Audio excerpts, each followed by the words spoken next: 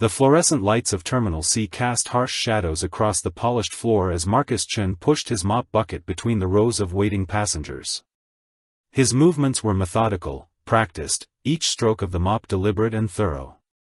At 34, he had learned to make himself invisible in places like this, just another worker in a blue uniform that most travelers looked through rather than at. The early morning crowd was typical for a Tuesday. Business travelers clutched their coffee cups and stared at laptops, families with young children struggled with oversized luggage, and elderly passengers sat patiently in wheelchairs waiting for assistance. Marcus noticed them all, the way a former pediatric physical therapist notices things others miss. The businessman favoring his left leg. The mother carrying her toddler awkwardly to compensate for what was likely a back injury. The grandfather whose trembling hand suggested early Parkinson's. But it was the girl sitting alone near gate 47 who caught his attention and held it. She couldn't have been more than 12, her long dark hair falling like a curtain around her face as she stared down at the smartphone in her lap. Her wheelchair was positioned at an odd angle, as if she had maneuvered it there herself and couldn't quite get comfortable.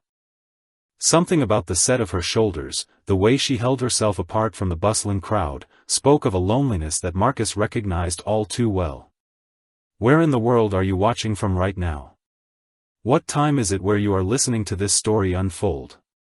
Marcus squeezed out his mop and continued his methodical cleaning, but his eyes kept drifting back to the girl. In his previous life, before Emma needed him more than his patients did, he would have approached her immediately. Now he had learned the boundaries that came with his uniform, the invisible lines that separated him from the people he served. Marcus moved his cleaning cart closer to gate 47, the wheels squeaking softly against the terminal floor. The girl had shifted in her wheelchair, and he could see the frustrated tension in her movements as she tried to reach something that had fallen beside her seat. Her phone had slipped from her lap, and the charging cable lay tangled just out of reach. Other passengers walked past without noticing her struggle. A businessman stepped around her outstretched arm without breaking stride, absorbed in his phone call. A flight attendant hurried by, focused on reaching her gate. Marcus watched for 30 seconds, waiting to see if anyone would offer help, but the busy terminal continued its rhythm around the isolated girl. Setting down his mop, Marcus approached quietly. He had learned to move carefully around children in wheelchairs, understanding that sudden movements or hovering could feel threatening rather than helpful. He knelt down and retrieved the phone and cable, then stood at a respectful distance. "Excuse me," he said gently. "You dropped this." The girl looked up, and Marcus saw eyes that were older than her 12 years should be. Dark brown and intelligent, but carrying a weight that reminded him of his own daughter after the accident that changed everything. She took the phone with a quick thank you, her voice barely above a whisper. "I'm Marcus," he said, introducing himself the way he used to with his young patients. "Are you traveling alone today?" She hesitated, then nodded. "My mom was supposed to be here, but her meeting ran late. The flight keeps getting delayed." Her voice carried the careful control of someone used to managing disappointment. Marcus glanced at the departure board. Flight 447 to Chicago was now showing a 3-hour delay. "That's a long wait," he said simply, understanding that sometimes acknowledgement mattered more than solutions. The girl's shoulders relaxed slightly, as if someone finally seeing her situation was enough for now. "I'm Isabella," she said after a moment, her fingers fidgeting with the phone case. "Isabella Romano." She said it like she was testing whether the name meant anything to him, but Marcus simply nodded with the same gentle attention he gave every introduction. "That's a beautiful name," he replied, meaning it. His eyes automatically assessed her wheelchair setup, noting the slight forward tilt that suggested the footrests needed adjustment. Old habits from his physical therapy days died hard, even when hidden beneath a janitor's uniform. Isabella shifted again, trying to find a comfortable position. The armrest on her left side sat too high, forcing her shoulder into an awkward angle. Marcus recognized the signs of someone who had been sitting too long without proper support, but he kept his observations to himself for now.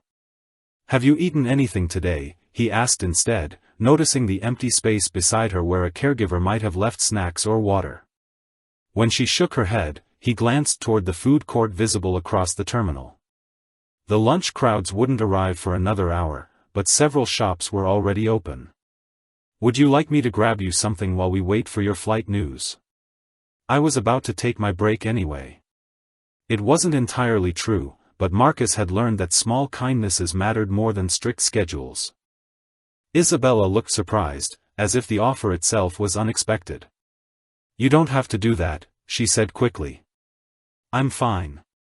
But her stomach chose that moment to growl audibly, and despite everything, she smiled for the first time since he had approached. It was a genuine smile that transformed her entire face, reminding Marcus why he had chosen to work with children in the first place. "I think your stomach disagrees," he said with a gentle laugh. "What sounds good? They have pretty decent sandwiches at the deli over there." For the first time, Isabella looked directly at him instead of down at her hands. 20 minutes later, Marcus returned with a turkey sandwich, apple slices, and a bottle of water. He had also grabbed a small packet of hand sanitizer and some napkins, the kind of thoughtful details that came naturally to someone who understood the practical needs of people with mobility challenges. Isabella accepted the food gratefully, and as she ate, Marcus found himself making small adjustments around her space. He moved a nearby trash can within easier reach, shifted an abandoned newspaper that was blocking her path, and casually repositioned a chair that had been jutting into the walkway. "You're really good at this," Isabella observed, watching him work. "Most people don't notice stuff like that." Marcus paused, realizing he had been operating on autopilot. "Just comes from having a daughter," he said, which was partially true. Emma was 8 now, and he had learned to anticipate her needs the way any single parent does. But there was more to it than that, and Isabella seemed to sense it. "You move like my old physical therapist did," she said quietly. "He always knew exactly what needed fixing before I even realized it was bothering me." The comment caught Marcus off guard. He had been careful to maintain appropriate boundaries, but apparently his professional instincts were more obvious than he thought. "That must have been a good therapist," he said carefully. "He was the best," Isabella replied, her voice carrying a note of loss. "We had to stop seeing him when we moved here. Mom says we'll find someone new, but it's been 6 months now." Marcus felt the familiar ache of hearing about children who needed help he could no longer officially provide. 6 months without proper physical therapy was too long for someone Isabella's age. He could see it in the way she held herself, the subtle signs of muscle tightness and compensatory patterns that developed when regular treatment stopped. "Chen, what are you doing over here?" The sharp voice belonged to Janet Morrison, the terminal supervisor whose clipboard and permanent scowl had made her legendary among the cleaning staff. She approached with quick, purposeful steps, her eyes moving between Marcus and Isabella with obvious disapproval. "I was just helping this young lady with some food during her flight delay," Marcus replied calmly, straightening but not stepping away from Isabella's side. "That's not your job," Janet said curtly. "You're supposed to be cleaning the restrooms on level 2, not socializing with passengers." She emphasized the word socializing like it was something distasteful. Isabella looked between them, her earlier comfort evaporating. "I asked him to help me," she said quietly, but Janet barely acknowledged her. "I don't care what anyone asked," Janet replied. "We have policies about staff interaction with unaccompanied minors. You need to get back to your assigned duties immediately." Marcus felt his jaw tighten. He had spent years advocating for his patients, and the protective instinct was hard to suppress. "She just needed some assistance," he said. "Her flight has been delayed for hours." "And that's what customer service is for, not maintenance staff," Janet snapped. She turned to Isabella with a forced smile that didn't reach her eyes. "I'll call someone from passenger assistance to sit with you, honey. Have you ever felt invisible in a crowd, like your needs don't matter to the people around you? Sometimes it takes just one person who truly sees you to change everything." Isabella's face had gone carefully blank, the same expression Marcus had seen on his daughter's face when she felt dismissed by adults who should have cared. He recognized the moment when a child decides to stop hoping for understanding. Marcus watched Janet walk away, her radio crackling with updates about gate changes and cleaning schedules. The woman from passenger assistance would arrive eventually, but she would be a stranger with a checklist, not someone who understood that Isabella needed more than supervision. "I'm sorry about that," Marcus said quietly to Isabella, who had retreated back into herself. "Sometimes people forget that policies should serve people, not the other way around." Isabella shrugged, but he could see the hurt in her eyes. "It's okay. I'm used to it. People see the wheelchair first, then they either treat me like I'm broken or like I'm invisible." Her words hit Marcus harder than he expected. He thought about Emma, about the way some teachers had looked at her after her mother died, like grief was something contagious. He thought about his own experience these past 2 years, how wearing a janitor's uniform had made him disappear in rooms where he used to command respect. "You're not invisible to me," he said simply. "And you're definitely not broken." Isabella looked up at him with surprise, as if kindness was unexpected. "Why are you being so nice to me? Most adults just want me to be quiet and stay out of the way." Marcus knelt down so they were at eye level, the way he used to with his patients. "Because every person deserves to be seen and heard, especially when they're having a hard day. My daughter taught me that." Something in his voice must have conveyed the depth of his conviction, because Isabella's guarded expression softened. "What's your daughter's name?" "Emma," Marcus replied. "She's 8, and she's the reason I do everything I do now." For a moment, the busy terminal faded around them, and Isabella smiled again, this time with genuine warmth instead of polite gratitude.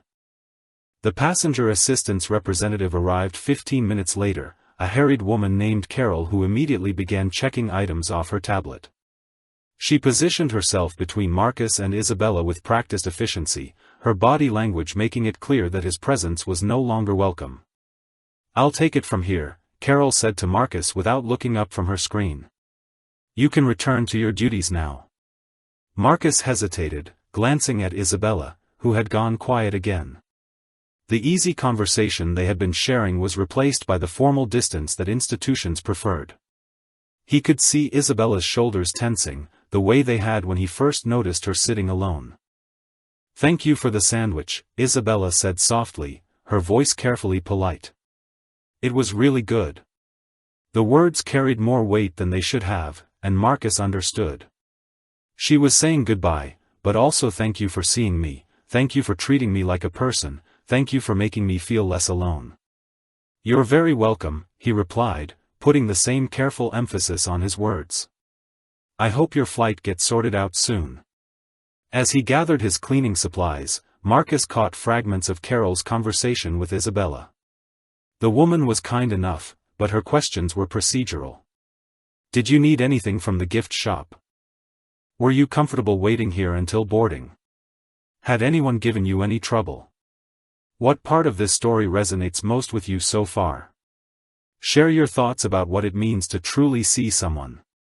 Marcus moved his cart slowly, staying within earshot but appearing to focus on his work. He noticed Isabella's answers becoming shorter, more withdrawn. The connection they had built was fragile, and institutional efficiency was quickly eroding it. Something in his chest tightened as he watched her retreat back into herself. An hour passed with Marcus cleaning nearby gates, his eyes occasionally drifting toward Isabella. Carol had settled into a chair with her own phone, checking on Isabella every few minutes with the detached attention of someone fulfilling a duty rather than providing care. Marcus noticed it first. Isabella's breathing had become slightly labored, and she was shifting in her wheelchair more frequently. Her left hand kept moving to her chest, a gesture so subtle that Carol missed it entirely while absorbed in her tablet. The signs were unmistakable to someone with Marcus's training. Isabella was developing respiratory distress, likely from sitting in the same position for too long without proper postural support. Her wheelchair's positioning was forcing her lungs to work harder, and the stress of the day was making it worse. Marcus moved closer, pretending to clean a nearby window while keeping Isabella in his peripheral vision. Her color was starting to change, the healthy pink in her cheeks fading to something paler. She was trying to hide her discomfort, probably from years of not wanting to be more trouble than she already felt she was. Carol glanced up from her tablet. "You doing okay, honey? Need anything?" Isabella nodded quickly, but Marcus could see her jaw clenched with effort. "I'm fine," she managed, but her voice was tighter than before. The lie was obvious to anyone who knew what to look for, but Carol simply returned to her screen. Marcus felt his professional instinct screaming at him to intervene, but Janet's warning echoed in his mind. He was supposed to be invisible, just another worker moving through the terminal. But watching Isabella struggle to breathe while fighting to appear normal was something he couldn't ignore, policies or no policies. Isabella's breathing became more ragged, and she began to slump forward in her wheelchair. The positioning was compressing her diaphragm further, creating a dangerous cycle that Carol still hadn't noticed. Marcus dropped his mop and moved quickly to Isabella's side. Her lips had a faint blue tinge, and she was starting to panic, which would only make the breathing worse. "Isabella, look at me," Marcus said firmly but calmly, his voice carrying the authority of someone who had handled countless medical emergencies. "I need you to lean back in your chair." Carol looked up, startled. "What's happening? Is she okay?" "She's having trouble breathing," Marcus explained while gently repositioning Isabella's shoulders. "The angle of her wheelchair is restricting her lung capacity. We need to adjust this immediately." "You can't touch her," Carol protested. "You're not authorized to provide medical assistance." But Marcus was already working, his hands moving with practiced precision. He released the wheelchair's back support and adjusted the angle, then repositioned Isabella's arm rests to open up her chest cavity. "Try to breathe slowly through your nose," he instructed Isabella, demonstrating the technique. "In for 4 counts, hold for 2, out for 6. You're going to be fine." "How do you know how to do that?" Carol demanded, but her voice carried uncertainty now rather than authority. Isabella's breathing was already improving as the pressure on her diaphragm decreased. She looked up at Marcus with a mixture of relief and recognition, as if pieces of a puzzle were finally clicking into place. "You really are like my old therapist," she whispered. "What would you do in this moment? Sometimes we have to choose between following rules and doing what's right." Within minutes, Isabella's color returned to normal and her breathing steadied. Marcus continued monitoring her while making additional adjustments to her wheelchair configuration, each movement revealing years of specialized training. "I don't understand," Carol said, watching in amazement. "How did you know exactly what to do?" Marcus looked up from checking Isabella's positioning. "I used to be a pediatric physical therapist. Before this job." The admission hung in the air between them. Carol stared at him with new eyes, seeing past the janitor's uniform to the medical professional underneath. Isabella reached out and touched his arm. "Why did you stop?" she asked softly. "You're so good at helping people." Marcus's expression grew distant for a moment. "My wife died in a car accident 2 years ago. Emma needed me home more than my patients needed me at the clinic. This job has better hours, and it pays enough to take care of her." The simple explanation carried the weight of profound sacrifice. Carol's earlier hostility evaporated, replaced by something approaching respect. "But you just saved her," Carol said quietly. "She could have gotten much worse if you hadn't intervened." Marcus shrugged, uncomfortable with the attention. Anyone with the right training would have done the same thing. "No," Isabella said firmly, her voice stronger now. "Most people would have followed the rules and waited for someone else. You saw what I needed and you helped me, even when you weren't supposed to." A commotion near the gate entrance caught their attention. A woman in an expensive business suit was approaching quickly, her phone pressed to her ear and concern etched across her face. Even from a distance, her resemblance to Isabella was unmistakable. "Isabella," Victoria Romano called out, her heels clicking rapidly across the terminal floor. "I'm so sorry I'm late." The meeting ran longer than expected and then traffic was impossible. She stopped short when she saw Marcus kneeling beside Isabella's wheelchair, his hands still positioned near the adjustment mechanisms. Her business instincts immediately kicked in, assessing the scene with sharp eyes. "Who are you?" she asked Marcus directly, her tone protective but not hostile. "What's happening here?" "Mom, this is Marcus," Isabella said quickly. "He helped me when I couldn't breathe properly. He knows about wheelchairs and medical stuff." Victoria's gaze moved between her daughter's improved posture and Marcus's confident positioning of the equipment. She had spent enough time with medical professionals to recognize expertise when she saw it. "Are you a doctor?" she asked. "I was a pediatric physical therapist," Marcus replied, standing slowly. "Your daughter was experiencing some respiratory distress from prolonged sitting in a suboptimal wheelchair position. I made some adjustments to help her breathe more easily." Victoria studied him carefully, taking in the janitor's uniform and the obvious skill with which he had handled her daughter's equipment. "Isabella looks better than she has in weeks," she observed. "He really knows what he's doing, Mom," Isabella said earnestly. "He made me feel safe when I was scared." Victoria knelt down to check on Isabella personally, noting the improved color in her daughter's cheeks and the relaxed set of her shoulders. When she looked back at Marcus, her expression had shifted from wariness to something approaching wonder. "You said you were a therapist. What are you doing working as airport maintenance?" Marcus explained his situation simply, the way he had learned to do over the past 2 years. Single father, needed flexible hours, took whatever work would support his daughter. Victoria listened intently, her business mind clearly working. "I run Romano Medical Technologies," she said finally. "We manufacture mobility equipment and provide therapy services. We've been looking for someone to head our new pediatric outreach program." The offer hung in the air like something too good to be real. Marcus felt his heart skip, but experience had taught him caution. "That's very generous, Mrs. Romano, but I need to be available for my daughter after school and during emergencies." Victoria smiled, the first genuine warmth he had seen from her. "The position comes with flexible scheduling and the option to work from home when needed. Isabella needs ongoing therapy, and frankly, after watching you work, I'd trust you with her care more than anyone we've consulted." Isabella's face lit up with excitement. "You could be my therapist again. I mean, my real therapist." Marcus looked between them, seeing possibility where moments before there had only been resignation. After 2 years of being invisible, someone was not only seeing his worth but offering him the chance to use his gifts again. "There's one condition," Victoria added with a slight smile. "You'll need to get properly credentialed in our state, but the company will cover all the costs and training time." Marcus felt tears threatening for the first time in months. "I would be honored," he managed. If this story touched your heart, let us know where you're listening from and subscribe for more inspiring stories. Sometimes the people who seem invisible are exactly the ones who can change everything.